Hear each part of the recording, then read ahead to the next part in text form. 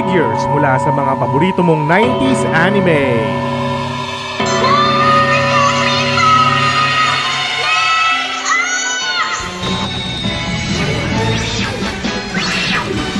Ako si Sailor Moon! Karurusahan kita! Pangalan ng buwan! Labas mga judgmental!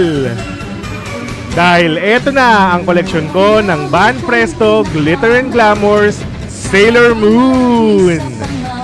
Isa talaga ang Sailor Moon sa mga pinakasikat na anime nung 90s.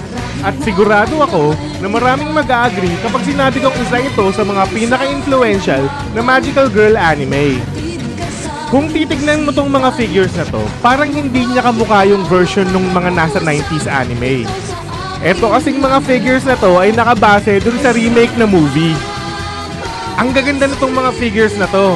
Ang ganda ng details, ang ganda ng kulay, ang ganda ng paint job, lalong-lalo na ang ganda ng scale niya. Mga nasa around 9 inches ang isang figure, kaya ang ganda nitong pang-display. Ikaw, kasama ba ang Sailor Moon sa mga pinanood mong 90s anime? Ano naman ang palagay mo sa mga figures na to?